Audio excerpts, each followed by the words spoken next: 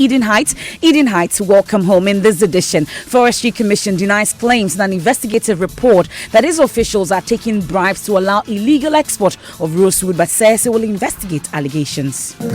I'll go to Nana. I just go to him. Then I'll just sit down one-on-one with him. Maybe I go to his house. Maybe we can meet in it. Then I'll discuss with him. That's how I do my business.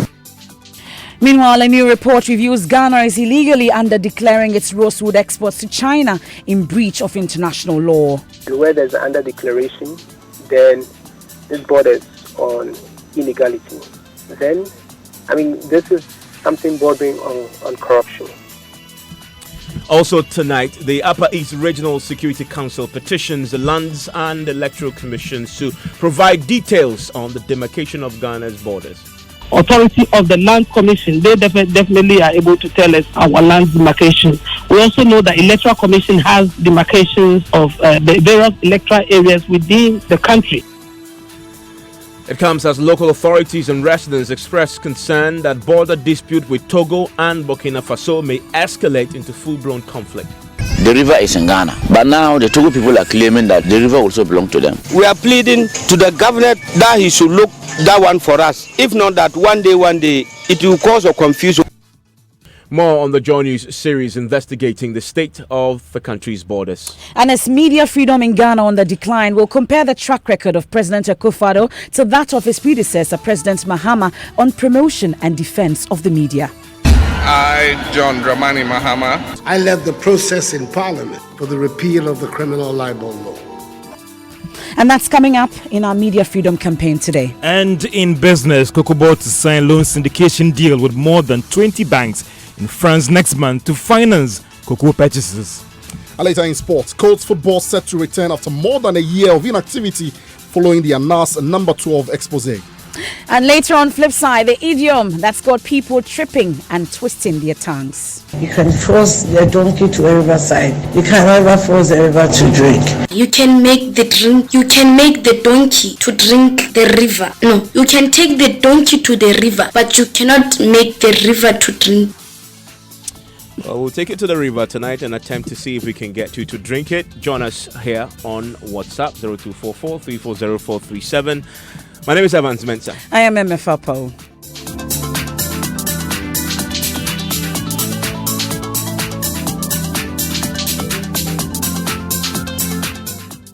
And Newsnight is brought to you by Puma Card from Puma Energy, cash-free convenience. And tonight, the Forestry Commission is denying claims in an investigative report that its officials are taking bribes to allow for illegal export of rosewood. The Commission, however, says it will investigate the allegations. Now, the report by US-based not-for-profit organization Environmental Investigation Agency claimed, among others, that the Director of Wildlife Division of the Commission was taking percentages of illegally exported rosewood to allow illegal trade to thrive. Well, in a statement issued today, the Commission denies this. Joseph Opoku-Gapo of our Environmental and Technology Desk is in the studio with details. Now, Joseph, recount for us, what are some of the allegations made in this investigative report? So they say that they sent undercover investigators to Ghana and they discovered that there's been the institutionalization of a scheme fueled by bribes to mask the illegal harvest, transport and export of rosewood species, and that the exports, despite the ban that we all know has been in place since sometime in 2012, the traders continue through fraudulent use of salvage permits, misdeclaration of timber species, use of escorts, and a few other things. And in fact, they claimed that when it came to officials of the Forestry Commission, they cited the executive director, who we are told is now the former executive director of the Forestry Commission, as someone who had actually allegedly taken bribes and claimed that he was even receiving percentages from some of the traffickers. And they said that there's been situations where some of the illegal traders were paying as much as 3,000 cedis as bribes to Forestry Commission officials in order to get their various rosewood through all the way to the port and then out of the country. But when we first did this report, though, the Forestry Commission told us that this former director was being recalled for that. But we'll get to that. But what more does the Forestry Commission say in this statement that they are denying? So in this statement, they say that Nana Kofi-Addo Nsia, who is the said former executive director of the Wildlife Division of the Forestry Commission, has vehemently denied any involvement with with illegal operators and has also denied collecting any bribe or a percentage of the sale from any illegal dealer. Okay. And that Nana Akufo-Addo Nsia has actually thrown a challenge to anyone who has proof of his involvement in any illegalities to come forward and prove that. The statement goes on to say, nevertheless, the Forestry Commission will be instituting investigations into the allegations against all its staff who have been mentioned in the report. They go on also to debunk some portions of that particular report. They say that the Environmental Investigative Agency's report had said that more than 6 million tons of rosewood had been exported from the country, but from official figures between 2012 and May 2019, when the ban had actually been enforced, a little over 300,000 meter cube of rosewood has actually been sent out of the country, and not 6 million as is claimed. And then they go on to list some of the efforts they are taking to address the whole concern and say that they are working at the level of the African Union and ECOWAS to find a long-lasting sub-region and African continent solution to the problem. And then at the ending of the statement, they reiterate that the ban on the export, the transportation, the harvesting of rosewood by the Lands and Natural Resources Ministry is still in force, and that the suspension of what they describe as salvage permits is something that's still continuing. But the EIA agency, or the Environmental Investigation Agency, has since put out a video backing its claims. What's in that video? So in that video, they show portions of it that has people they say are their undercover investigators talking to some individuals that they say are traffickers of the rosewood species, and those are the people who gave some of the vivid details even after they had also uncovered the said illegal practice. Here is a clip of a portion of that particular video where they say they spoke to one of the illegal traffickers, laying the blame of this particular situation on the doorstep of some of the Forestry Commission officials, including the director of the Wildlife Division. Many of the traffickers we spoke to outright admitted to us how they're using bribes. All of this is possible because there's corruption at every level, including the Forestry Commission. I'll go to Nana. He is the Nana Eduse. He is the overall boss of the site. He's in charge. I just go to him, then I'll just sit down one-on-one with him. Maybe I go to his house. Maybe we can meet in a drink somewhere. We have some dinner together, some lunch together. Then I'll discuss with him. That's how I do my business. I'll make him understand that maybe on every container, I'll give this to him. Yeah. So that except of that video, you also did the Killing Our Roses documentary, so you're best placed to talk about this though. But there are other portions of the allegations in this report that the statement from the Forestry Commission failed to address. What's that? There are outstanding questions because among others, there was a claim in the reports that the issuing of the permit was still actually ongoing, and it claimed that officials of the New Patriotic Party were those who were allegedly involved, and the report claimed that the undercover investigators found that powerful Chinese and Ghanaian traffickers were still harvesting and shipping the rosewood out of the country with the help of ruling party members and complicity at all levels of government. Those portions of it, the Forestry Commission's report didn't address. Well, there's more because in the last few days, a new report has surfaced and reveals Ghana is illegally under declaring its rosewood exports to China in breach of international law. Researchers at the Forestry Research Institute of Ghana, of the CSIR, want government to institute an official probe into how the practice is also leading to loss of revenue. Now, the report published in the Biological Conservation Journal additionally highlights how export of the species has been ongoing to China despite a ban. Joseph, what exactly does this latest report review? So this report says that when it comes to the amount of rosewood that Ghana claims to be exporting on annual basis, the figures as has been put out officially by the Forestry Commission and state agencies, when those figures are compared with figures that have been put out by China in terms of the amount of rosewood that they are importing from Ghana, there's a huge variation. And in the report, it's described as a situation of under declaration by government officials when it comes to this export. And so, for example, in 2016, China, for example, reported that they had imported 46,772 metric tons of rosewood from Ghana. But when this was checked with the customs official in China, they actually reported that there was a situation where more than 205,000 meter cube of rosewood was actually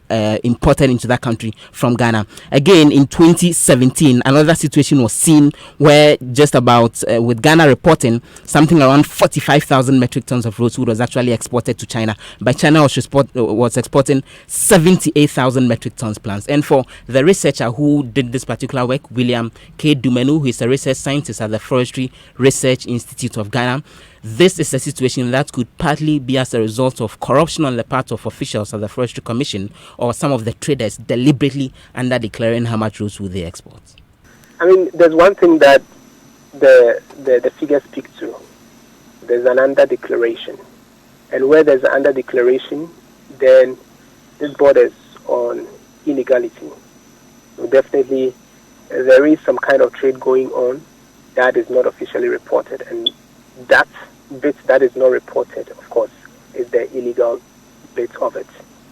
This could come from the traders themselves and even officials who are in charge of reporting the figures. I mean, with the regulators, with the traders, if they are able to hide their consignments, of course, that reduces taxes that they have to pay on it, and that in turn becomes income that they derive from that. I mean, on the side of the regulator, which is the Forestry Commission, it could also impute the some kind of corruption, because if the trader rightly declares what he or she is going to export, and you underwrite the figure, then, I mean, this is something bordering on corruption. But of course, it is not just saying, am I border on corruption? We can only be sure if it's corruption when we investigate to establish it. So you'd want to see that, an official investigation of a sort at the level of the Forestry Commission into how come then the declaration happened? That's right. Not only Forestry Commission, but of course the port authorities also. So you heard that William K. Dumenu, he's a research scientist at the Forestry Research Institute of Ghana. But Joseph, finally though, you produced the Killing Our Roses documentary in February this year. I'm sure you've been checking again on what's happening since that documentary came out, and then we've seen subsequent reports on rosewood, illegal rosewood trade in the country. Has anything changed? The evidence is clear that bits of the trade have still been ongoing. It's actually since then that we saw the situation of the Chinese woman being arrested with rosewood, for example, and this was even after the peace had come out and the government had indicated that there was a ban. We saw Helen Huan trying to export rosewood, and then she was arrested. Another bit of it was impounded again at the port by the Minister for Land and Natural Resources, and he went to see it himself. This was sometime in June or so. So the indication is that a bit of this has been ongoing. Recently there was the press conference by some youth in Northern Volta area also claiming that there's been still the continuous felling, which many of the analysts say is a very worrying situation. And just to put this in context, why is rosewood so important? It's almost is gold, really, in terms of value. The Time magazine has reported before in other countries which didn't really take this seriously. In a country like Thailand, the report says that the Chinese demand for rosewood from that country turned Thailand's forests into a virtual war zone. And if you look at the value of rosewood, a single ornately carved bed can cost an eye-watering $1 million. $1 million? Yes. Ornately carved bed made of rosewood. It can cost $1 million in a Plus Shanghai showroom. You know, so that's why China consumes this a lot. For them, it's a big deal, and they're paying top dollar for it. And it's used for various musical instruments, xylophones, guitar, etc. The butt of AK-47 rifles, and so this is really valuable. I was telling you last month when I traveled to Tamale Towa on that stretch, there were truckloads of rosewood that passed me, and my driver and I stopped. We watched it, and the checkpoints were not far off. And where is that going? definitely going to end up at a legal checkpoint or a border and exported. And the report, for example, makes an interesting claim that when some of the arrested Rosewood are taken all the way to the port, then the government says we need to auction it because it's an illegal thing that actually been seized. And some of the traffickers claim that they're able to buy back some of those, through their own connections and means, and still find a way to re-export it. So illegal rosewood is actually arrested, and then they find a way to really buy it out again. And this is a species that takes up to 100 years to grow, and it's one of the most difficult species to do normal plantations with and grow. So a lot of it is what has grown in the forest naturally. More than 70% of what Ghana has actually been chopped off over the last 10 years or so. 70% is gone. More than, actually almost 80%, raising the fears of possible extinction. So it's been designated as an endangered species, which resulted in the ban being announced. Now, you guys talked about borders, so let's talk about the state of our borders in this country. The Upper East Regional Security Council has petitioned the Lands Commission and the Electoral Commission to provide details on the clear demarcations of Ghana's borders. Now, this follows concern by local authorities and residents that border disputes with Togo and Burkina Faso may escalate into a full-blown conflict. Today, in a series focusing on the state of entry points into Ghana, Mahmoud Mohammed Nuruddin reports that solve the problem at Bimpella and border communities with similar problems may require international intervention. Here's his report read to you. Wodana stretches over Burkina Faso, Ghana and Togo. The huge number of visitors offers hope to many residents for business. Just a few meters away from Wodana is a community known as Bimpella, which the White Volta flows through. This is one of the many porous entry points in the Wodana area. On our arrival at about 11 a.m., we saw many young guys smuggling goods out of Ghana through the White Volta. Security personnel are hardly stationed here permanently to check what goes out and what comes in. What are they saying? They are saying that this part is Togo. Our limit is up there. The sentiment of these Burkinabés now bring to the fore contention between the two countries as to where the borderline ends. This disagreement has persisted for years, with both sides claiming ownership of the White Volta. That was last 2 years. They nearly fought, we and then the Togolese, because of the river. Because according to our parents, the river is in Ghana. But now the Togo people are claiming that the river also belongs to them. And because there's no border post, we find it difficult to actually know where the border is. And because of that, we ourselves always find ourselves quarreling because we don't have a clear border post that will show that this is Togo, this is Burkina. So sometimes you might be moving into Burkina, you don't know that you're moving into Burkina. Sometimes you're moving into Togo, you don't know you're moving into Togo. Salifu Kazoza is the chief of Palmankum. We are pleading to the governor that he should look that one for us. If not that, one day, it will cause a confusion. We don't want confusion to come so that the governor will now come in to help us. So they are claiming that the places belong to Togo, and we are claiming that the places belong to Ghana. And there too, there is other places, and there is a bundle.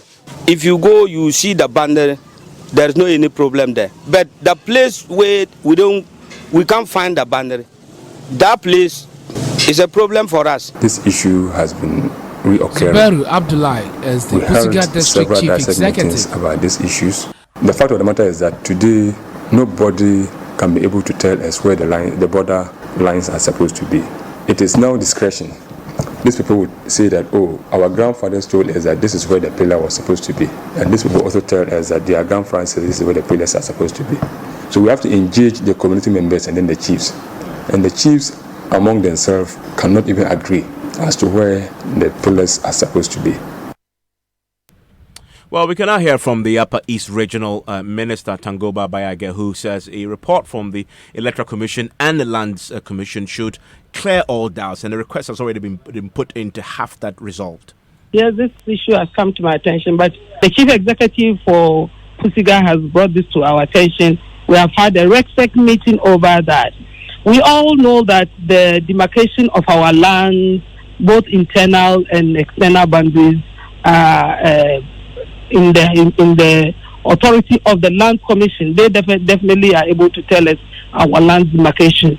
We also know that Electoral Commission has demarcations of the various electoral areas within the country. So we have asked the Land Commission and the Electoral Commission to work together to give us a clear demarcation of where our boundaries end. Fortunately, we are doing this digitization, so the Land Administrative Program Lab or something like that, they should also be able to tell us where our land, our boundaries are, the clear demarcation. We had a RegSec meeting just last week. Last week we had a RegSec meeting and it was brought to our attention. So we are asking these two agencies to work on that. It's in that report. I won't be able to tell when we will expect the report as I speak with you. Maybe a week, maybe 2 weeks. It depends on when they are able to finish. We didn't give them time range to work within that.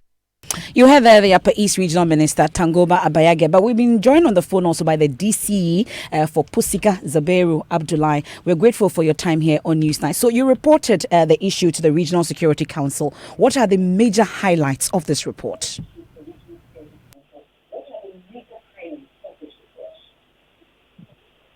Hello. If you can hear me, sir, I'm asking about the report that you sent to the Regional Security Council on the border demarcations. What were the highlights of this report? Thank you for the opportunity and good evening to you all and all the listeners. You would have to turn down the volume of your radio for us. Please turn it off so we can hear you because you're delaying it. Okay. Hello, Ms. Abdullahi. Yeah, thank you. I'm sure that's done now. So give us highlights of that report. I said thank you for the opportunity and good evening to you and all my listeners. I think this issue has been on our table for some time now. Even before I was appointed as a DC, it has been there, and the chiefs have always been calling on us to see how best we can be able to help them address this issue. But the good news is that since I took office, I have been able to build a very good rapport with my colleague DC in Sankansé, that is Togo. And because of that, anytime there is an issue within the Togo border, my colleague will quickly have to call me and we will all meet and then decide on how to go about it.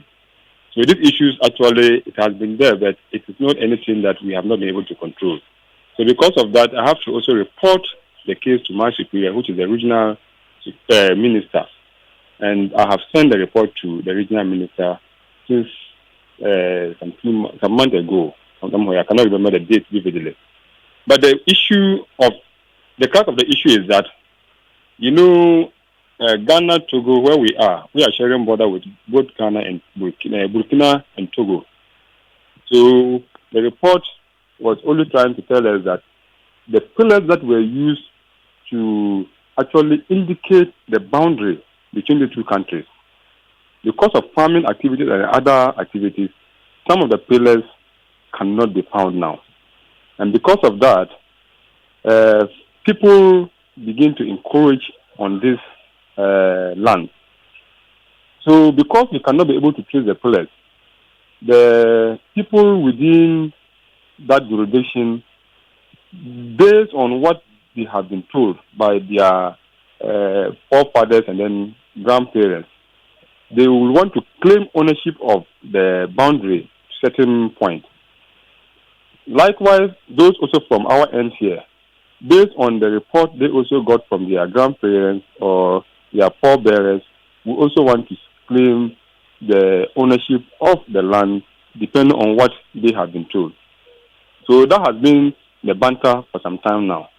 But because of our good relationship, anytime there are issues of that nature, we quickly come in there and calm the situation and talk to the chiefs and the opinion leaders for them to give us time to be able to send the report to the right authorities for redress. But you've talked about issues that comes up. At least we've heard from the residents who are saying that there are constant conflicts. But from your side, what are the issues that you are specifically referring to? That is what I'm saying, that the issue is mostly about farmland. It's mostly about putting up structures and who will be the custodian of that portion of land. So if let me say, for example, if I want to put up a building, and the building is found in an area that there is a dispute as to where the boundary is, that is where we normally have this disagreement. If, assuming we want to do a development, I think the last time we had an issue was I was extending electricity to some homes within that jurisdiction that I claim, that I know they are supposed to be in my jurisdiction. But when we were doing that, my colleague from Sankasi have to call me and tell me that he had gotten a report that we are sending electricity to some particular homes that he want to claim that they are also within his jurisdiction. Okay. So I have to quickly call in my dissect. I also asked him to do the same. So we went with my dissect team and I met my chief. He also came with the dissect team and we met his chief. So we have to judge and we agree on how we should manage this situation. So after that meeting, I suggested that once we have an issue as to where the real demarcation or the real borderline is, let's leave a buffer zone so that none of the two countries will have authority over that buffer zone until such a time that we are able to get the authorities to come and then show us where the real border demarcations are. And the two parties actually agreed to it. And that actually made the things very easy for us to handle. We'll leave it here for now. We're grateful for your time. That's Zubairu Abdullah. He's the DCE for Pushiga. Now, earlier, the minister also disputed claims by the resident that there are constant conflicts at the border towns and that the chiefs are not sure of the boundaries. Let me make a correction. We don't have constant conflict there. As I listened to the story, I heard one of the people saying 2 years ago there was a near conflict over the river with Ghana claiming ownership and Togo claiming ownership.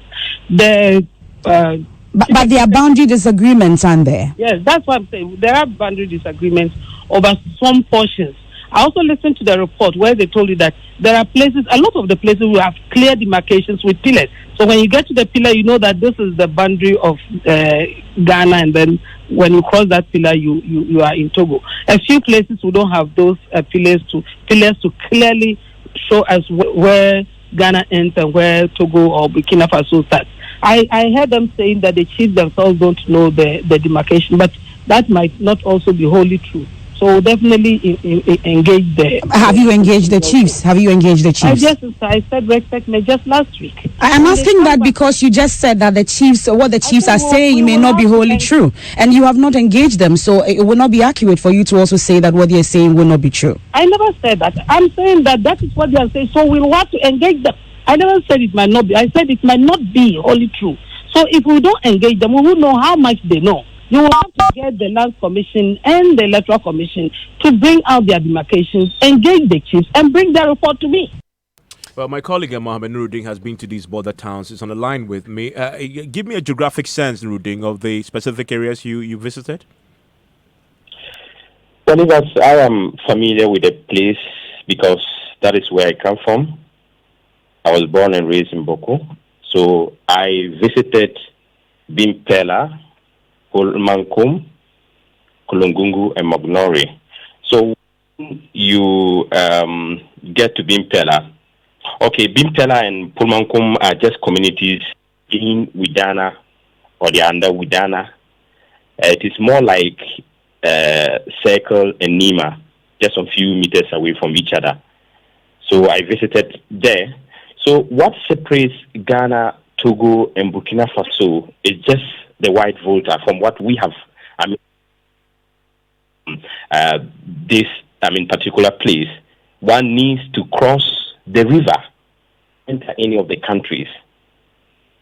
But like they have said, there were supposed to be borderline, in fact, pillars to clearly show where each country's power ends. But those pillars cannot be found. And now Ghanaians are claiming that those pillars were supposed to be found after the river towards Burkina Faso or Togo. But the Burkinabés are also claiming same, that the river belongs to them.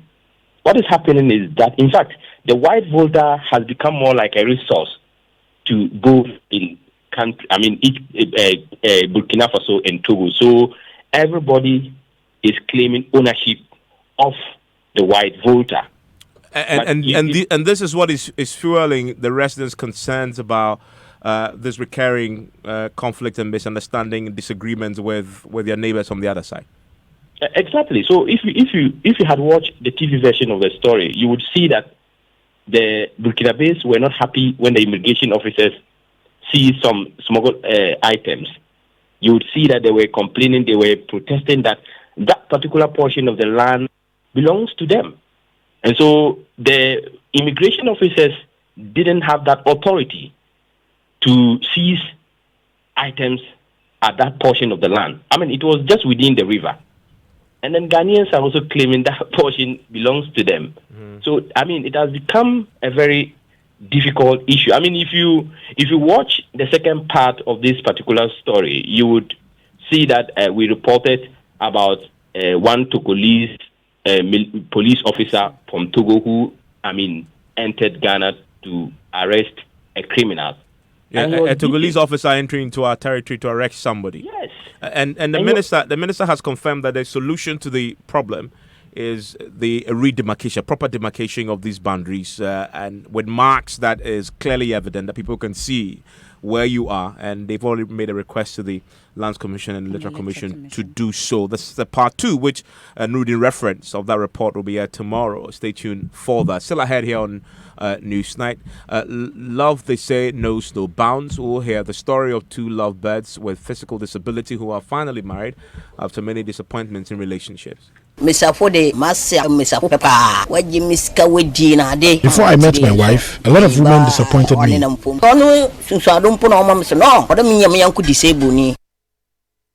And then later on flip side, the idiom that's got people tripping and twisting their tongues. You can force the donkey to a riverside. You can never force the river to drink. You can make the donkey to drink the river. No, you can take the donkey to the river, but you cannot make the river to drink. Well, more on that later on Newsnight. George Yafe is here with business. George, give it a try. Which one? The idiom. Which idiom is that? The idiom of the horse and the river. The river to drink. Right. And what? Yeah. What's the idiomatic expression? I don't know. The idiomatic expression that has to be the horse and the river. I don't know. You don't know the idiom. Maybe you can say the battle is the Lord's. Well, coming up in business, Cocoa to sign a notification deal with more than 20 banks in France next month to finance cocoa purchases and petroleum prices to witness some mixed reviews at the pumps. This is minus the proposed taxes that should be placed on these products as a result of those changes in the supplementary budget. We'll find out why some of these oil firms are still not reviewing their prices. The business news on Newsnight is brought to you by MTN Business. Welcome to the new world of business. Kingdom Books and Stationery, your number one-stop shop for all your office essentials. And First National Bank, we are the bank that understands your business. First National Bank, how can we help you?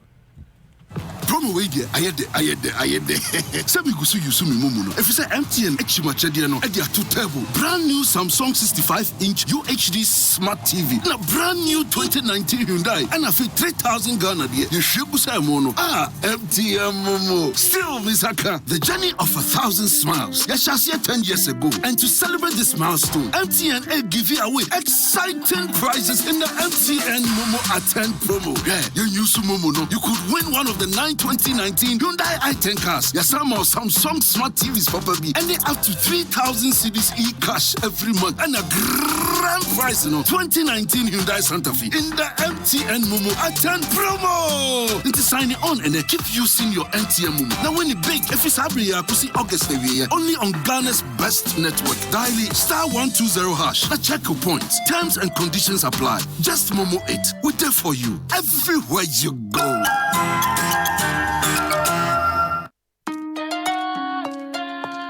Hooray! Hey, the Kingdom Books and Stationery Limited's Back to School promotion is here with us again. From the 1st of August to the 30th of September, Kingdom Books and Stationery Limited is giving a generous 10% discount on all school items like textbooks, pens, pencils, erasers, exercise books, and much more across all our branches in Accra, Tema, Kumasi, Takoradi, and Cape Coast. Parents, teachers, and students, please hurry while stocks last. For more information, call us on 0302 764 101 or 0302 764 209 or email info@kingdomgh.com. You can also visit our website www.kingdomgh.com. Kingdom Books, where quality and affordability are both assured. Terms and conditions apply. Honey, I need to get some. But I don't have cash on me. Let me get some fuel quickly and let's go. And how are you going to get the fuel? I thought you said you didn't have cash on you. What is this one? My Puma card. All it takes is a card. The Puma card allows you to buy fuel cash-free from all Puma energy filling stations. You can use your Puma card with any Visa points of sale and ATM across the country. The Puma card also works on mobile money. You get amazing discounts when you fill up with your Puma card. So register for free and get your Puma card instantly at any Puma filling station. And you only got one for yourself, eh? Yeah, would I have had my piece of mind? Oh, thank you, honey. And where are you going? I'm getting something from the shop real quick. I need to test the card. Puma card. Cash-free convenience. You're welcome back to Business on News Night. Let's now settle for the details. And COCOBOD is now expected to go ahead and sign a loan syndication deal with more than 20 banks next month in France this year. Now, this was after it secured Parliament's approval to go ahead and raise up to $1.5 million to finance cocoa purchases. We have more in this Business Desk report. Sources close to COCOBOD say it has already secured the required commitment from some banks that are prepared to lend to COCOBOD. These loans are expected to help COCOBOD to finance purchases of cocoa beans from October 2019 to July 2020. However, what many would be looking out for is the price or the interest that is expected to be paid on this loan, especially looking at the recent plan of Ghana and Ivory Coast to have a new floor price for cocoa purchases from 2020. The $1.5 billion is slightly higher than the $1.3 billion that Parliament approved for COCOBOD last year. But looking at the developments in the industry, will this 1.5 billion cedis that has been approved by Parliament be enough to address all the problems? Chief Executive of COCOBOD, Joseph Boahin Edu, has explained to Joy Business why they're being moderate with their borrowing requirements. We tread cautiously, even though our production had gone above 900,000 metric tons. We tread cautiously because of the falling price of cocoa. Because when the price of cocoa is falling, you need larger volumes of cocoa to collateralize. And some may ask, if no, your production is going up, why don't you then go and take a bigger syndicated facility? The simple answer is that you must also look at the price at the international market. Well, we are learning that some $300 million has already been secured through a medium-term facility from some of the 22 commercial banks that will be supporting COCOBOD's syndicated loan facility, while $650 million should come in from the African Development Bank to support COCOBOD's operations. The drawdown of the funds should be released from October this year and is often done in tranches. The inflows would also go a long way to help stabilize the cedi in the last quarter of this year. And that was a Business Desk report. Now, some of the major oil marketing companies are yet to reduce their prices at the pumps. Now, this is despite an industry projection which forecasts some mixed price reviews from this week. Now, petrol is expected to go up marginally, just by under 1% to sell at 5 Ghana cedis 20 pesos per litre. Diesel, on the other hand, should be sold at 5 Ghana cedis 18 pesos. LPG is expected to go down marginally. Now, these numbers might be seen as not significant, but remember that we buy these products in volumes, and the more you buy, you could feel the impact of this. Now, these price movements are minus those new prices that should come out from August 15. Now, this is based on those levies that government placed on these products as a result of changes or during the mid-year review. So maybe you have to wait for August 15 to realize whether prices would go up or they will stay flat. Now, government has now put the value of the total energy debt ending June this year around 5.2 billion Ghana cedis. Now, this was captured in the Finance Committee's report and measures that are being taken to clean up the sector's debts. Now, this was after a significant part of the debt was paid down from the Esla PLC bonds that were raised so far. Finance Ministry has indicated that the plans to raise actually more debt or more bonds to help clear this. Let's hear from the Finance Minister about his commitment to ensure that these debts are cleared. We have to move decisively on the issue of our energy issues, and therefore the take or pay contracts are going to be tackled to meet up with all of the IPPs to move that forward. It's going to be key, and really to also focus on ensuring that our trade numbers continue to be positive so that we can get to the stable currency that we need. But we'll watch our expenditure really closely so that we stick within the 4.5 that we've now given out. So. Finance Minister Ken Ofori-Atta. Now, the acting managing director of the Ghana Stock Exchange, Eko Afezi, says he supports a mix of legislation and moral suasion to aid the lesson of multinationals on the market. There are proposals that government should consider compelling these multinationals to float part of their business on the local bourse. But Mr. Afezi tells Joy Business exploring these two measures could help Ghanaians share in the fortunes of these big firms in the country. So some can say you can do it through the licensing regimes for the various sectors. Others will say we better use moral suasion because it's a business decision. Nobody pushed Tullow to come. Tullow believed that once we are doing oil production in Ghana, let the Ghanaians also benefit from the wealth that is being created in Ghana. So we have to have a balance of moral suasion and maybe exploring some licensing regimes that can make some of these companies get on board. But it's not an easy task to get some of these multinationals to go on. Managing Director of the Ghana Stock Exchange, Eko Afezi. The economy will soon start benefiting from the pickup in the banking sector confidence as a result of the recent cleanup at the Bank of Ghana. Now, this was contained in the Central University's Financial Unit for Financial Studies' latest report on the banking sector. The report was called the Banking League Report. The report ranked all the banks in the country as based on their financials for last year. GCB came on top as the biggest bank in the country in terms of assets, commanding more than 12% of the industry asset. They also came on top in terms of deposits. However, EcoBank led the pack in terms of the banks in this country based on their 2018 numbers, having the biggest share of industry loans. Let's look at the stock market. And if you are actually a shareholder of Standard Chartered Bank, well, you have some good news for you because the value of each share held went up by 75 pesos. At the end of trading, it's now worth 19 Ghana cedis. Cowbank, on the other hand, lost a peso to close at 97 pesos. That's all for business on News Night. Well, Daddy, you want to try it again? Try what? I'm still. I mean, we are Daddy. You know that for a fact. Yes. So and try the idiomatic Try expression. what? Make our that Daddy you can proud. take a horse to the river, but you cannot force it to drink. Is that the? So why didn't you After say you thought about it for how many minutes? No, I mean, we 15 minutes. know that, you know. Okay. Presec, we are on top. We are Presec. Thank you very much, George. Now, in 2020, that is just next year, both President Akufo-Addo and his predecessor, President Mahama, would have occupied the highest office of the land for at least one term.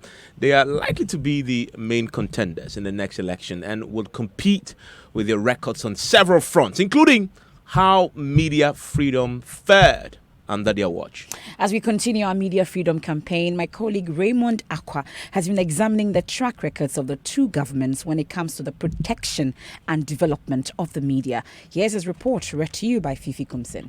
I, John Dramani Mahama, Vice President John Mahama took over from late President Mills with a lot of promise because of his often touted membership of the Inky fraternity.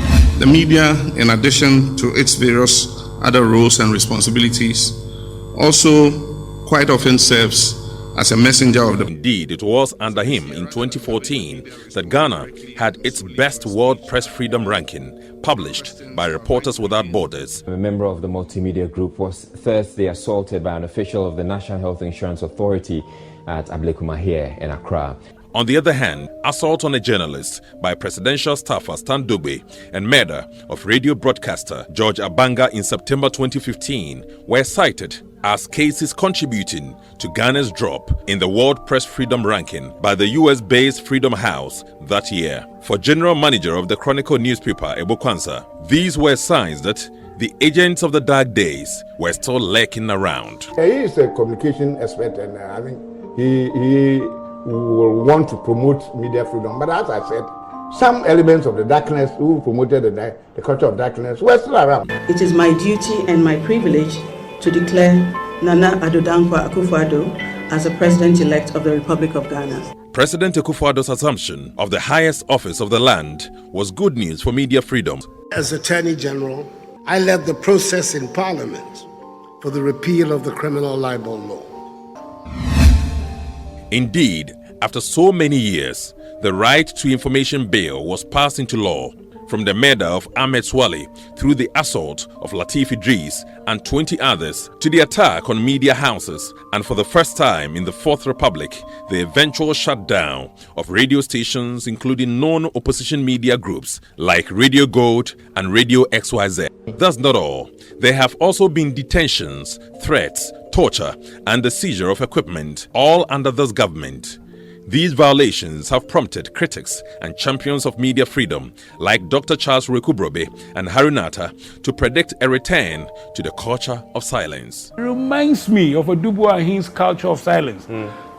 Because of the pressure he is under now, he may now sit up and see that, look, things are not going well. This government can still turn the tide around, but will it? Well, time will tell. And the hashtag is on Defend Media Freedom. Well, between March and July this year, 5 women have been murdered in various parts of Kumasi. That is very alarming. Now, they were all killed under similar circumstances, with 2 victims dying on the same day.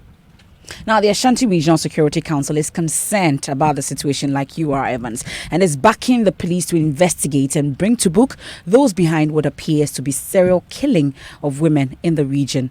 Ohiming Teria of our security desk has more in the following report. In March, residents of Abrepo woke up one morning to the sight of bodies of 2 middle-aged women suspected to have been murdered and dumped there. Similar incidents were recorded at Asokwa, Epri and Atasamanso. Bodies of the deceased showed signs of sexual assault, with used condoms dropped at the scene in most cases. She was lying face down and naked. She has her slippers and necklace on. It appears they attempted to forcibly remove her top dress. She's naked down there. We are living in fear. This is the second time in 2 weeks someone has been killed in this manner. Everyone is living in fear, especially the women. Regional Police Commander DCOP Kwesi Mensah Duku says an unspecified number of unnamed suspects have been arrested, while 3 victims have been identified. He says samples of semen picked from the crime scenes and those of the suspects have been sent for DNA test to ascertain their involvement or otherwise. Mr. Hossein Mensah says RESEC is determined to uproot such crimes in the region. Definitely it's a worry situation, and the police are working on them. At the times when they are killed, sometimes it's not easy, and the areas where they are killed are not areas sometimes which are very busy. By the time you wake up the following morning, you hear that somebody has been killed, and the police will have to move to the scene, take some particulars and some documentation and try to investigate. We are praying that they can find the culprit, the criminals who were involved in these activities, such that they will be brought to book. It has not been easy, and as I've always said, I will not stand here and say that we can remove these things completely, 100% that you won't have crime. But we have to do our best to bring it down to the barest minimum, and that's what we are doing. But we continue with the investigation until those people are found out. From Kumasi for Joy News, Ohiming Teria reporting. And still listening to News Night is on Joy 99.7 FM. We can do some sports now. Hello, Hans. Mensah. Hello, Evans. And do you follow Colts football back in the day? Oh yes. You know what? I actually played in Colts in a team. Oh really? What's the name of the club? I've forgotten exactly, but true. We used to play. At which level? You know, I grew up in Igbe Igbe town and in Abosokai. Okay. You know that refuse dump behind ICGC. Okay. Now I believe you. We used to play there. Now I believe you. So those are the I used kind to of wear my places boots. that coach football is playing. See, you don't look the part though. No, me. I be hustler, the kobolo. No, so I know coaching proper. Right, so the conversation about revamping Colts football has resurfaced in recent weeks after the rather abysmal performance of the Black Stars in the 2019 AFCON. Colts football has suffered years of neglect despite producing the chunk of the country's best players. The last Colts Football League was halted after the announced number 12 expose, but action is set to return to the grassroots with the launch of the Magdan Colts Football Tournament. Francis Otiakenteng is the technical director of the Ghana Football Association. I said it was a significant day, very significant, because this is the time that we are building our football from the grassroots to the elite. Hitherto, it had been the other way around. You see the pyramid, on top of the pyramid is the Black Stars, and that is where our football has been. They always want to think about the Black Stars, forgetting about the foundation. But you need to lay a solid foundation. Remember, when you even want to put up a building and you don't have a sound foundation, you see that when you put the blocks on, the building will fall. So there is the need for us to start right from the grassroots. Unfortunately for Ghana, we have the FIFA supporting us from the 6 years to 12 years. So from 13 years to 15, our people can take it up and then do what we have to do to make sure that at least the academies can also absorb some of them. But there is the need for us to start right from the grassroots. That's the pyramid, down of the pyramid. Then in the middle you have the 13 years to 21 years. And then on you get to the Black Stars. So that's Francis Otiakente, who is the technical director of the Ghana Football Association, and we are gradually counting down to transfer deadline day. Romelu Lukaku is still a Manchester United and we player. fined him because he refused to trade. Yes, but he's close to sealing a move to Inter They've been Milan. saying close for a while. Yes, David Luiz also wants to force a move to Arsenal, among other very interesting developments. Chelsea's David Luiz. They won't allow him because they can't sign any player. Oh. A lot of things could happen. But tomorrow's going to be exciting. Absolutely. I think it was a mistake for the FA to change the transfer deadline rules to allow the transfer deadline to close in London, in Britain, tomorrow, before the EPL starts. But on the continent, it's open. Absolutely. And that creates a very interesting, so interesting development in the final 24 Where is it going hours. to be? Is it going to be on TV and it's going to be on TV, on radio and online. So from 3 p.m. to 6 p.m. From 3 p.m. tomorrow. Definitely. To 6 p.m. on Thursday. Yeah. This is going to be really exciting. We can't wait for that. Now, the innovative business ideas won them various sums of money last year at the maiden presidential pitch. The seed money is now bearing fruit as the 20 winners say they are now in gainful business employing other Ghanaians in their various areas of operation. As presidential correspondent Elton Brobe reports, the new ideas this year using banana fiber to produce sanitary pad pushed President Akufo-Addo to dig deep into his pocket to reward the winner. 19-year-old Vanessa Aisha Liman won the maiden edition of the presidential pitch with a business proposal on food processing in Golu in the Sisara district. And a year on, she has a good story to tell. I was funded with amounts of 50,000 and 25,000 from the president.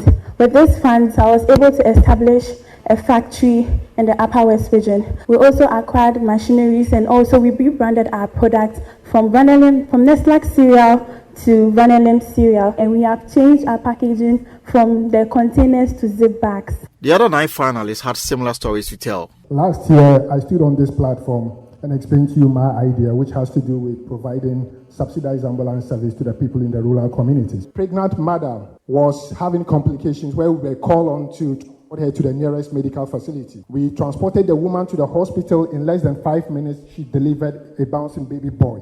And the parents decided to name the child after my company, Farco Ambulance. We've been able to grow our staff from 8 full-time staff to 25. We've also been able to build our first affordable prototype, which will be retailing for around 80,000 Ghana cedis. And we also have a waiting list of over 250 off-takers that are ready for us to build their homes for them. The presidential pitch is a project designed and organized by the Ministry of Business Development to offer young Ghanaian entrepreneurs between the ages of 18 and 25 the opportunity to market their business ideas and get financial assistance to implement those ideas. It involved 200 competitors who were scaled down to 10 finalists. After 2 minutes presentation before President Akufo-Addo and a panel of judges, 2 students from the Kwame Nkrumah University of Science and Technology, Emily Otukwesiam and Matilda Sampom, won the day with a business model that makes sanitary pad out of banana fiber. Mr. President, do you know that most girls in senior high school drop out because of their inability to afford sanitary pads? Women in rural areas are unable to afford these sanitary pads, and so they resort to rags and tattered clothes. Our innovation is making sanitary pad out of banana fiber, which after farmers have harvested, they cut the stems away and they throw it away as waste. Their story was first told here on Joy 99.7 FM by my colleague Kwesi Deborah, and it was on Tech Thursday this year. And they finally I remember you sharing your own story, how it was so important to invent such a thing, because a lot of young women miss school because they don't have sanitary pads when that time of the month approaches. And so this is really good invention that the president has rewarded them rightfully for it. Now, they were never worried about their disability when they met. At first sight, they opened the doors of their hearts to love each other, perhaps till eternity. It's the story of Stephen and Agnes, who finally got married after many disappointments in relationships as persons unable to walk and have to crawl. Joy News' Henry Kwesibedu visited the couple, married for the past 5 years in the Western region, and brings you their love story. His report is read to you. Love brewed from the floor. Meet Stephen Kweku and Agnes Akings, 2 persons with disability happily married together and blessed with 4 children living in a single madhouse with their children. I met her at a meeting for persons with disability. She refused my initial marriage proposal because of my condition. I convinced her that God will provide for us. Before tying the knot, both had their separate ordeals in relationships. Growing up, Agnes Akings says she always dreamt of being married one day. She tells me people hardly looked at her as a person, let alone as a lady or a potential date. Men never had affection for me. Those who did just took advantage of me. Agnes, who had been in a couple of relationships herself, recounts how she struggled after she gave birth with an able-bodied man. The man who impregnated me didn't take responsibility, and the burden was on my mom. Because of such experiences, spending the rest of her life with someone just like her tended to be an ideal decision. We saw each other secretly, and when my mother realized I was pregnant, she asked me to abort the baby. I refused. I loved Stephen. She thought he was incapable of taking care of the baby, but he didn't disappoint me. I had vowed to be with him. As a cobbler, Stephen goes through the pain of crawling 5 hours to and from his workplace. Although he took very good care of his partners in all his relationships, he was always left broken-hearted. Before I met my wife, a lot of women disappointed me. They were only interested in spending my money. Stephen says he has finally found the love of his life. I decided to marry someone who is also physically challenged.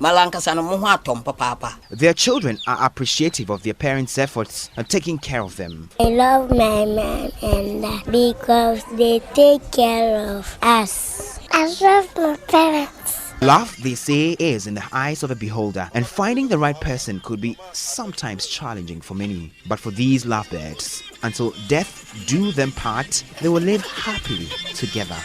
Henry Kwesibedu's report for Joy News. Well, love is indeed sweet, and MFI is Beautiful. all giggly and exciting when she hears the word. Well, you have one, and it's standing right in front of you. Well, now let's have. How would you describe a situation in which a person's mind is made up of matter, and nothing will change? Nothing will change. You know, when you think you know something, and then you actually start altering that thing you think you know, and you realize that, oh my goodness, I didn't know it after all. It appears that's what has happened to a lot of people on social media when it comes to this particular idiom. Listen. You can force the donkey to a riverside. You can never force the river to drink. You can never force the river to drink. Please let him find it in my dictionary, please. You can force the donkey to a riverside. You can never force the river to drink. You can never force the river to drink. Now I wanted you to use your brain a little, but obviously let's go. You can force the donkey to a riverside. You can never force the river to drink. You can force. You can make the drink. You can make the donkey to drink the river. No, you can take the donkey to the river, but you cannot make the river to drink the donkey. You can drink the donkey, but. You can drink the donkey. You can drink the donkey. So what is it? What's it? I asked first. I asked first. Don't do that. You can force the donkey to the river, but you can't force the river to drink the donkey. The donkey to drink the river. Yeah, well. And that's it. MFI is right. Strong and Sassy is coming up. Very interesting topic. I can't wait for it. Would you opt for a C-section, a cesarean section, just to preserve your genitals? That's an interesting one. I've had 2 cesareans. I don't know why. If I'm a woman, I'll say obviously not. I don't see the point. But if you endure episiotomy, you would know why. I have no idea what that even is. When they have to cut because the baby is not coming out. Oh, I've been there. I've seen it. You've seen it. So why are you telling me that? If you have, but you haven't endured it, so you don't know. The reason is just for beautification, not for medical purposes. That's what you're suggesting. Beautification. Yeah, of the genitals. Do you own one? Okay, so you won't understand. Stay with Na Ashoko.